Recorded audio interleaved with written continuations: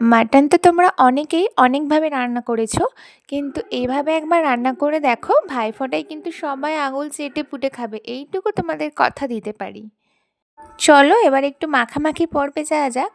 মাংসের মধ্যে লঙ্কা গুঁড়ো, হলুদ গুঁড়ো, পরিমাণ মতন লবণ, কাশ্মীরি লঙ্কার গুঁড়ো, ধনে গুঁড়ো আর অল্প একটু গোলমরিচ গুঁড়ো আর অল্প একটু সর্ষের তেল দিয়ে 1 ঘন্টার মতো মেখে রাখবো। যদি হাতে সময় না থাকে তাহলে আধ ঘন্টাও রাখতে পারো।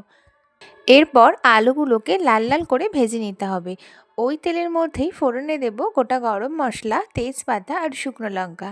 আর এই রান্নায় গোটা গরম মশলা ইউজ করায় কিন্তু দারুণ একটা গন্ধ বেরিয়েছে মাংস থেকে। এরপর দিয়ে দিচ্ছি কেটে রাখা পেঁয়াজগুলোকেও একটু হালকা লাল লাল করে ভেজে নিতে হবে। এরপর দিয়ে দেব আদা রসুন বাটাটা দিয়েও কিছুক্ষণ কষিয়ে নেব।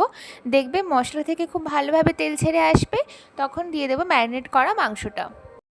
হাতে একটু বেশ কিছুক্ষণ সময় নিয়েই কিন্তু মাংসটাকে কষিয়ে নিতে হবে। মাংসটা 5-6 মিনিট কষিয়ে নেওয়ার পরেই দেখবে হালকা হালকা তেল ছাড়তে শুরু করেছে, সেই সময় দিয়ে দেবে কেটে রাখা টমেটো। এরপর মাংসটাকে আবারও কিছুক্ষণ সময় ধরে কষিয়ে নেব। আর মাংসটাকে ম্যারিনেট করে রাখার জন্য মাংসের মধ্যে মশলার ফ্লেভারগুলো খুব সুন্দরভাবে পাওয়া যাচ্ছিল।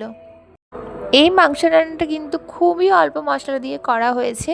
যারা কোনোদিন রান্না করেনি তারাও খুব সহজে করতে পারবে। এটা খুবই সিম্পল রান্না, কিন্তু টেস্ট ছিল অসাধারণ। এরপর মাংস থেকে খুব ভালোভাবে তেল ছেড়ে আসলে দিয়ে দেবো পরিমাণ মতন জল। দিয়ে আমি প্রেসার কুকারে 5টা সিটি মেরে নিয়েছি। এরপর সবশেষে দিয়ে দেবো গরম মশলা। এরকম একটা রেসিপির সঙ্গে থাকলে ভাইফোঁটা হয়ে যাবে আরও স্পেশাল।